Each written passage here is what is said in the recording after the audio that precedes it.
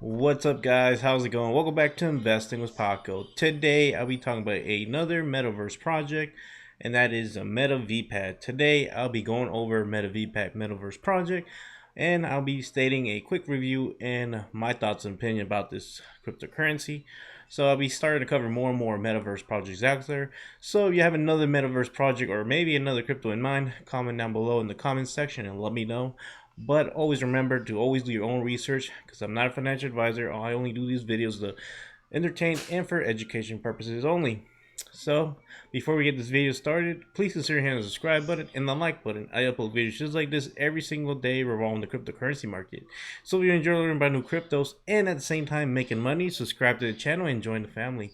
And with that being said, let's get this video started. So right now we are on Metavpad. Their website is metavpad.com. And let's just take a quick brief overview of its website. We're not really going to dig too much like any white papers or anything. We're just going to go in seeing what's on the website itself. So, Metavpad, building the metaverse one block at a time. The metaverse is the next generation of internet. As one of the earliest explorers you will help fuel its expansion and share in the benefits of its growth. So you can buy a Pancake Swap, buy a Uniswap, buy a Wagyu Swap, and you can also stake it. So what I found out more importantly about the Metavpad project is the way they want you to hold it is by staking your Metavpad tokens. But I'll get into that once we get into like the tokenomics and all the fees they charge. That way you can get a better idea. So, fueling the metaverse. What if you could predict the next dot-com boom, or be one of the lucky few to participate in the first wave of projects that will seed the landscape that is the metaverse? Well, now you can. This is exactly what a Metavpad is built. Democratic access to the future of the metaverse. As a metaverse central incubator and launchpad, we help fuel, refine, supercharge projects building in the metaverse, whether that be the social networks of the future, blockchain-based metaverse infrastructure, centralized and protocols, non-fungible tokens projects, the next generation of interconnected games, or something else entirely. We're here to fuel the future. So what they're trying to be out there in their project is when they mean about like an incubator is if you have like, let's say you are working in another metaverse project or an idea or you're helping out, they have a section where it's called like the Incubator Program, where you can go and they'll kind of pick out all the winners and losers and promote them. But we'll get to that section when we get there. It's kind of confusing, so it's just kind of follow along. Creating interconnected economies. As a interconnected hubs of platforms, protocols, tools, and services, the metaverse can be thought as a digital landscape of offerings, each contributes to the greater whole. Thanks to the rapid adoption of decentralized technologies, the metaverse will develop into a secure, demographic, and censorship resistant space to learn, work, relax, and create. This will be powered by a vast array of ultra accessible, expandable, and capable services and economies that can be explored without restrictions. Much like the way the internet is navigated with a mouse and keyboard, the metaverse will be accessible through a variety of mediums, including mobile, VR, and AR. Okay, so I'm pretty sure most of you know what is VR. Just imagine you putting your headset on, that's virtual reality. AR, what that stands for, is augmented reality. So if you guys remember like Pokemon Go, how you would use your mobile phone to kind of walk around, let's say the parks or outside your neighborhood or in the malls or whatever, and it will use your camera of your phone, and you would literally just scan whatever is in front of you, around you, and like all of a sudden Pokemon will appear. That's what AR is, which is that technology where they want to build systems using that technology of the AR, which is pretty cool. So if you remember, a few years back, Pokemon Go was it was trending. It was like one of the most played mobile games out there. Just about everybody played Pokemon Go. Why do I know that? Because I was one of those. I would go and play Pokemon Go on my phone, and got a lot of people moving. So it's exciting that they are experimenting with that capability. Because if we saw it work with Pokemon Go, now imagine in the metaverse. That would be really, really cool to see come to life. Building blocks of the future. The metaverse is a space where traditional services can be thoroughly revamped and reimagined for an age where digital barriers will be essentially non existent. But more than this, a whole new wave of projects will gradually terraform the metaverse landscape to fuel the endless creativity, deeper connections, better productivity, the future of entertainment that will become characteristic of the metaverse in the months and years to come. So, I'm pretty sure most of you guys know what the metaverse is. What is exciting is if you think we are in like the beginning stages of cryptocurrency, now imagine the metaverse where it's still at its infant state. I know that VR has been out for a while. I know that technology has been out for a while, but the actual technology within the blockchain using the metaverse is so early that we're gonna keep on seeing lots and lots of new metaverse projects come to life. Just like always, we know that there's new tokens coming out week by week. As we know, there's probably 95% of these coins that come out are probably scabs or they fail to become what they're trying to perform. But that's not any different in the metaverse space. We know there's going to be tons and tons of metaverse projects out there, and it's our job to actually go in and dig in to see which ones have potential long term, because this is something that is in its early stages, probably something that we're not going to see outperform anything within any like short period time frame. So it's our job to kind of go in and pick and choose the best metaverse projects out there, and hopefully we did our job and picked the right ones. But I kind of like how Metavpad is kind of rotating around the metaverse project, because they're not really promoting like a technology that they're offering. More like they're kind of like surrounding themselves with other projects that go through their own metaverse, which is kind of unique if I say so myself. So here we go. Key tenets of the metaverse: decentralized governance. Okay. So as a interconnected ecosystem of both community contributed and business development services, decentralized governance will be needed to ensure the metaverse develops along the lines its users preferred.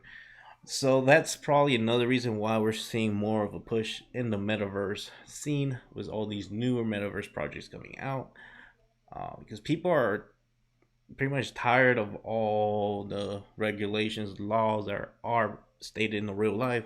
As we know, ever since COVID started, beginning of 2020, a lot of people went through a lot of change. A lot of people stayed home, weren't able to shop or go out, and that's kind of what made a new push towards the metaverse. Because as we know, in the metaverse, there is really no governance. Like, there's no central government controlling you what you can and cannot do. For example, if you in the real life you buy a car and you can't make a car payment, what happens? They come and repeal your car back out. So you're not in control of your property if you don't pay it. Same thing with a house. Let's say you pay off your house 100% paid off, but something happens and you can't come up with the money to pay your taxes every single year. Government comes and takes your house away. So that's why we're probably starting to see a more of a push towards these metaverse projects, because this is like a sense of more governance freedom within the virtual world, meaning the government cannot come and take your virtual asset that's on the metaverse. So that's maybe one way you could think about a metaverse project. Okay, non-fungible assets, which is NFTs, any virtual land, any virtual statue, like anything that has or adds value to a certain asset can be considered as a non-fungible asset. And as we know, that's digital real estate, uh, avatars, digital rights, asset pass. There's so many things that can be classified as a non-fungible assets, and this right here will start becoming more and more huge by the coming years. Like I said, we're still in those early stages of any of this digital identity. So think about this as your own character in the metaverse. So imagine your own avatar. You get to make it look exactly like you or completely different like you. So it's your choose to pick its identical, like their own digital identity. You're not tied to, let's say you were born in USA. You're not born to being an American. In the metaverse, you're free to become whoever you want to be. So that's why there's probably another push into the metaverse, which I find pretty cool, pretty sweet. And then here's the virtual and the AR technology, which I already talked about. The VR is, imagine putting on your headset and you're out there in the metaverse or playing any VR games or any play to earn platform game. And AR is pretty much you're using your phone via the camera, and your real world surroundings is tying into like the metaverse ecosystem. Like I was saying before, think about it like Pokemon Go. That's what AR is pretty much means. And then access the future. Metavpad enables you to participate in the projects that will form the infrastructure and early pioneers of the metaverse. You can think of the MetaV token as your key. By staking your tokens, you unlock a tier and all the perks it brings, including first access to token launches, generate staking rewards, and potential access to the first of its kind metaverse stake drop, giving you a free allocation in the most exclusive projects at the best rates. The higher your tier, the better you access, and the closer you get to the heart of the metaverse. So here is the fees that they charge. There's really no, I think, buying fees. It's more than anything is selling. So distribution or sale fees. So 7.5% of the fees will be rewarded to stakers. 2.5% will be burned forever. And then here's an important part. So the way that MetaVPAT wants you to kind of hold your tokens is via staking, within a staking pool. And it says here there is an up to 25% burn fee to unstake. If users wait 8 weeks to unstake, there will be no fee. So at the most, they want you to wait at least 8 weeks before you unstake your tokens, unless you want to get charged a 25% burn fee, which is pretty much incentivize people to keep staking their coins. Okay, and then 7 days cool off period to withdraw your unstaked tokens will apply for all unstaking requests. So there's a cool off period of 7 days to withdraw your unstaked tokens. So it's the same thing. They're trying to incentivize people not to unstake their tokens. And then here we go. Ultra low initial market cap. MetaVPAD will launch with an initial market of just 170,000. And then here we go. The price, which currently it launched at this price, but currently we go to coin market cap, it's actually at 37 cents. So it's gone up quite a bit. So there's a maximum supply of 5 billion tokens, right? 100,000, yeah, 5 billion tokens. Supply at listing is 170 million tokens.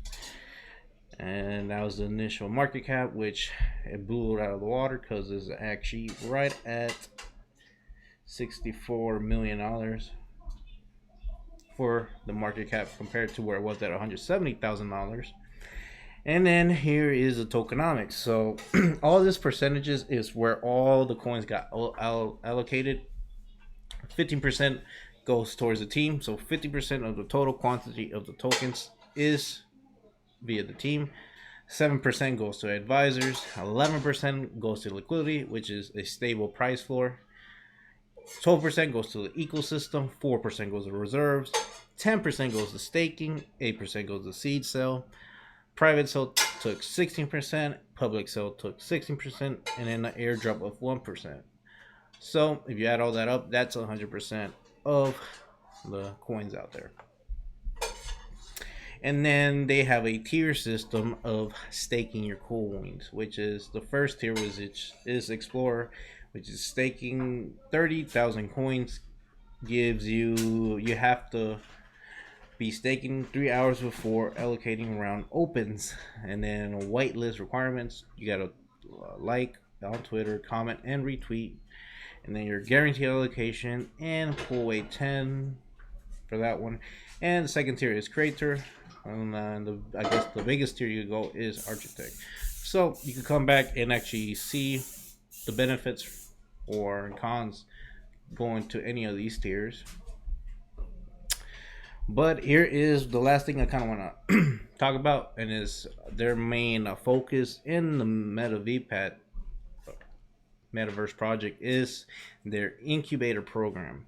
As the ideal space experiences exponential growth, the number of new projects has exploded in this new landscape. A premium is being placed on selected and investing in only the best projects. Our new Incubator Program will select and support the most promising teams and projects, giving them marquee status across our ecosystem of launch pads. Think of these projects as the tentpole projects or the main events of our calendar. So what really involves the Metavpad is they want to get the most best project, like starting up, like imagine startup companies, but these are technically startup cryptos that they could go through their incubator program and they'll get tested and to see which ones are going to be the winners and which ones are going to be the losers. And it says via our incubator program you will have access to our legal department to help you set up the best jurisdiction of your token and project, expert tokenomics, design, investing schedule creation, in-house development support, token contract creation, and auditing. So they pretty much help all these new startup cryptos that kind of make their own coin and project. So if you guys are one of those that are in a startup or something, maybe this is a program that you might be interested in checking out. Seems pretty cool. So yeah, I guess that's it for today's video. Hope you enjoy. Subscribe right here, and actually subscribe down here because the camera's up there now. So before we end this video, comment down below if it's your first time learning about the Metavpad, or if not, let me know. And also comment down below any other Metaverse project or any other crypto you want me to see me cover in this channel. So that's it for today's video. Hope you enjoy. See you next time. Peace.